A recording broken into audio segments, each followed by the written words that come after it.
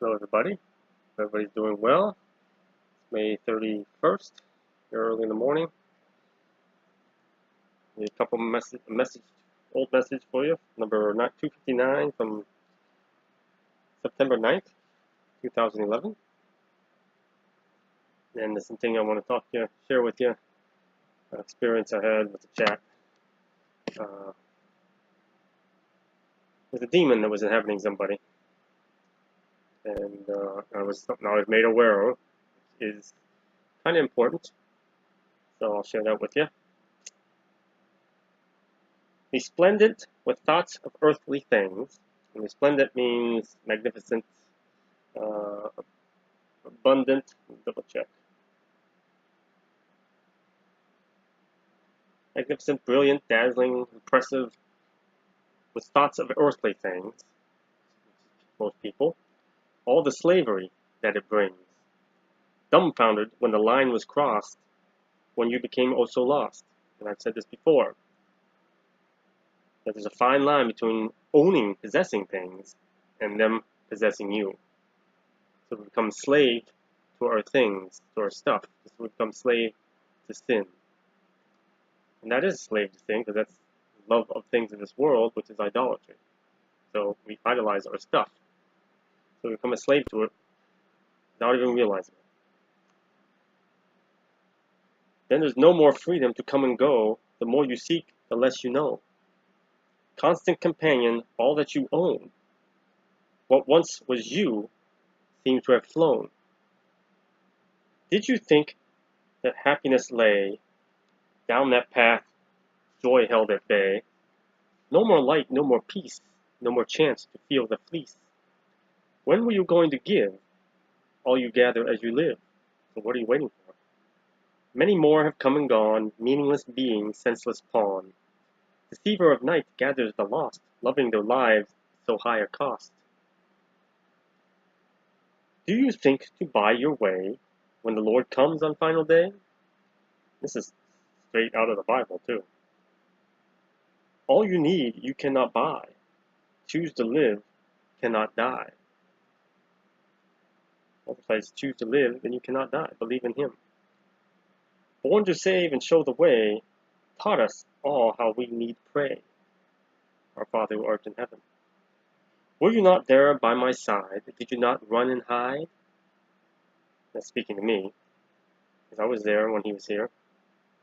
Forgiven long ago, such folly, when I took that fateful volley.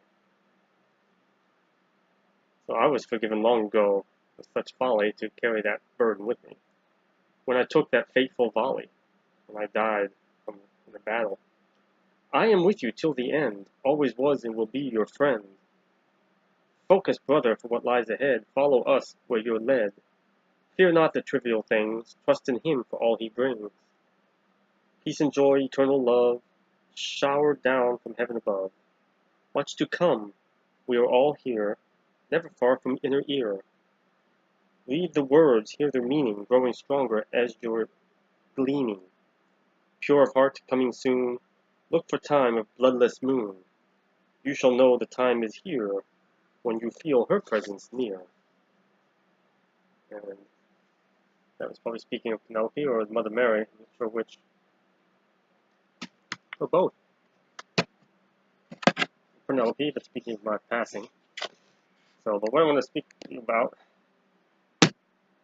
as you may or may not know, one of my gifts is gift of sight, to see within somebody's eyes directly.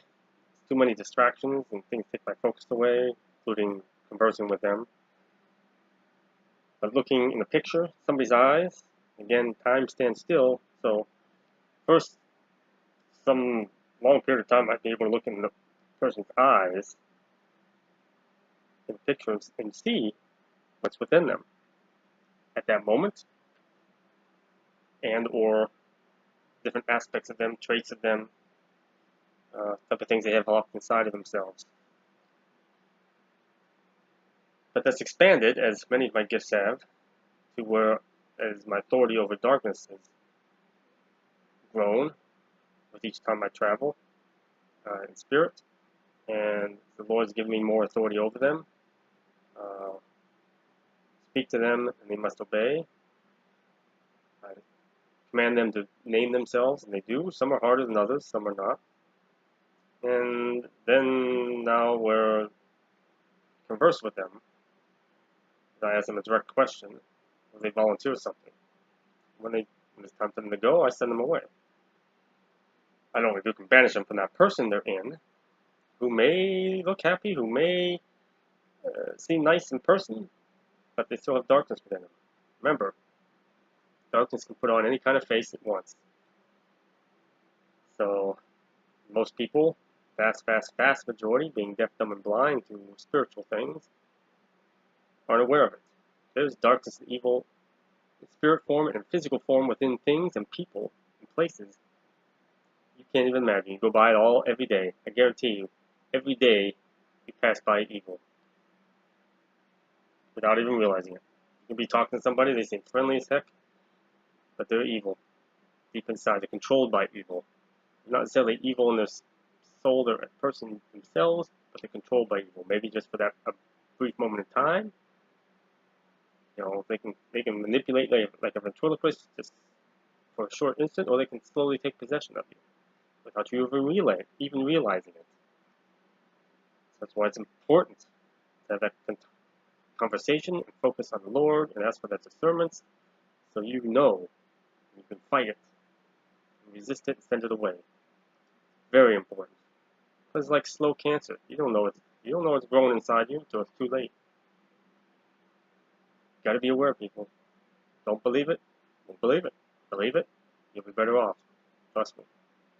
Anyways, this is in a person who I didn't know. I was aware of the one person. I have a friend who has a small grand-nephew, small boy, who, well, she has a sister who has this child that she gave up for adoption long ago, that nobody knew about but her, maybe a few others, can't remember.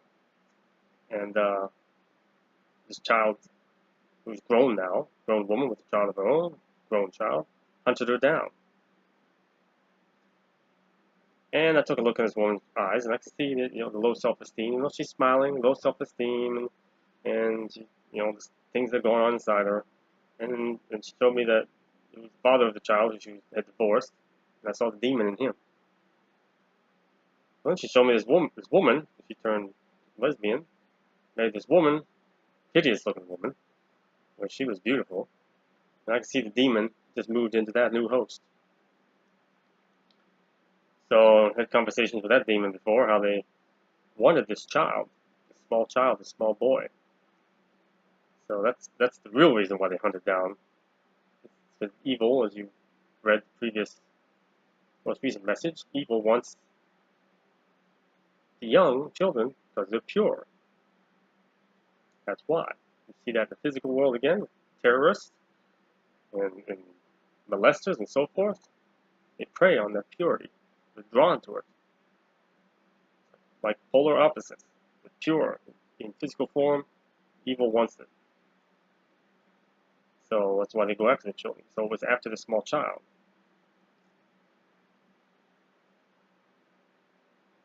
So I've been asking for prayers, praying for the angels to protect it, and they were going to meet it, and meet up with it. They had met up. One woman had met up. The daughter had met up with reunited with the mother, but they were making plans and started showering gifts upon the young child, which I knew it was just trying to ingratiate herself at the command of the demon, and arranged a meeting with the child to come to their home. So I prayed on that, asked for the angels to help stop that, and Spirit told me to help stop that. And lo and behold, they canceled for no reason. So I knew that the angels had intervened, and those around me had intervened to stop that. So, meanwhile, the child's mother and the child would be moving away, far enough away, to protect it. So thank you, everyone, in Jesus for that. So that demon was not happy. Well, my friend just sent me another picture of that, and there's a young man in it. And he had sunglasses on. I didn't need to see in his eyes. I could see the evil. It was just like emanating off of him. and it was more powerful than the other one. I think the other one served. I got the impression the other one answered to him. So I saw that in this demon. He sent me the picture, and it was more than happy to announce who it was, showing its vanity and its pride. What evil is. So I commanded it to name itself, and happily it did so. I didn't have to fight with it. And he said, Antiphone. And the spelling is Antiphone. Now there's a word, antiphon, and antiphony is where I was getting, which I looked up. Nothing came up, but antiphon came up. But I looked at the definition of antiphon. It was very interesting. And an antiphon is, back in earlier churches, and still in churches now, wherever there's a hymn or a psalm, a prayer, and there's a reprise, in other words, part that the congregation speaks in response, is the antiphon. So let me read conversation with this demon. I've had other conversations. I don't normally keep them. Let's see, hold on, bear with me.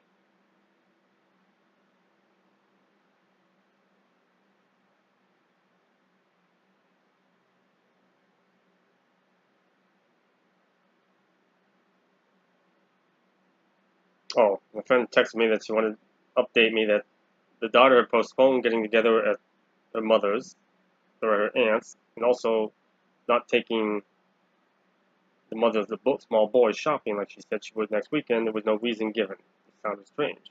And I told her that I could. I'd asked to have it stopped. And she sent me this picture, mainly to show me it was on the right arm of the lesbian demon in the lesbian woman. And it's a big cross, but it's a twisted cross. On the outside of the arm, and there's barbed wire tattoo going. This tattoo is a tattoo of a barbed wire going around the arm. And I was just like, again, it exuded this essence of evil coming off it. So that's cross with a barbed wire.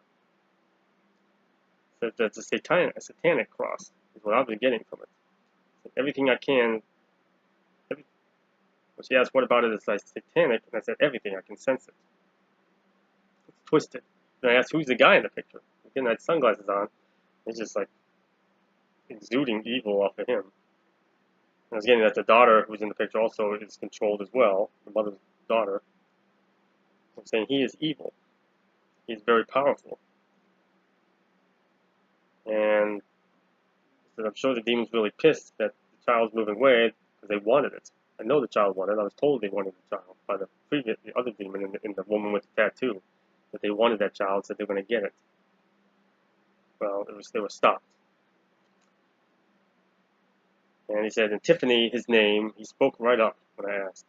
I said, name thyself. In the name of Jesus Christ, name thyself. And I said to it, I see you behind those glasses. Name thyself. He said his name. He said, I see you, gatekeeper. Spoke his name. He said, you won that time, but we will win next. Speaking about this child being saved. I said, good. And I told my friend to tell the child's mother that those two are evil. They need to stay away. And then speaking of the long lost daughters, her grown daughter, teenage daughter, who's in the picture as well, and this young man looking towards her, towards the camera, he says the daughter is his little plaything. You can't stop us. You think, says you can't stop us. You think your pathetic little attempts can stop us? That's what he's speaking to me. And I laughed. I told him, aren't you the arrogant one? He said, our time is coming. I said, your arrogance will defeat you. You have no idea God's almighty power. So I rebuked and banished and then deleted the picture. And again, told to look up the meaning of antiphon. A psalm, an anthem, or verse sung responsively. A verse usually from Scripture said or sung before and after a canticle, a psalm, or psalm verse is part of the liturgy. You know, the Catholic Church has this. Other churches have a responsorial hymn or prayer where we answer. So that response is the antiphon. And I was being told by either my daughter or one of the spirits around me that evil, and it's very important, and you can believe this or not, again, everything I tell you, it's up to you to believe it. As I'm told that evil inserted those antiphons in songs of holy songs they inserted that. And the people who physically inserted it, whether it was a composer or somebody in church, whatever, they may have intentionally done it, been aware of what it was, what they were doing, or in all likelihood, they weren't aware. Like I said, darkness can manipulate people for their benefit without them realizing it. So either way, evil had it inserted or had it inserted. So every time people, whether in a church or wherever they're at, they're doing this response, it's honoring this demon. People are honoring and summoning this demon every time they think they are singing, responding to God, without even realizing it. Again, whether it's in a hymn or it's a prayer response, everybody's gathered there, and they think they're responding to prayer to God, and they're just honoring and summoning and praising this demon, not God. So, if you go to church, if you attend church, if you're any place that has a responsorial hymn or a prayer where the congregation is supposed to respond, do not respond. You can't stop everybody else from doing it, so what you need to do is just keep quiet, or to yourself, or your thoughts, or under your own breath. Rebuke and banish this throughout. Rebuke and banish. Rebuke and banish. In the name of Jesus Christ, blood of Jesus Christ, I rebuke and banish all darkness to the fires of hell, what you came. In Jesus Christ's name, amen. Just rebuke and banish, invoking the name of Jesus over and over until they're done. If you don't want it coming around you, and you do not want to be summoning it. This is a very strong demon. They're powerful. Very arrogant. So, it's important information. And again, don't stop. I can't stop you from watching the videos, can't stop you from reading the blog. It's your choice, what you believe. Everything I share is up to you. It's free will. I don't want anything from you. I don't ask anything from you other than to seek God always and seek to do what it is He wants you to do. And believe in it. Every ounce of your being, absolute certainty. Everything else, and even that is your choice. So, I'm not after money, I'm not after fame, fortune, nothing. In fact, the little I have, I'm getting rid of more this weekend as I go out of town. I'll be out of town. I don't know. I doubt I'll be posting until next week. I may not, but I don't know that I'll have a chance. I'll be on the road. So, pray for me, keep my safety. And we'll see when I get back. May make another quick video here of another couple old messages and post these, and then I will chat with you and share with you next time. So, hope this helps. Hope you heed the words as always. As always, peace of Christ. God bless.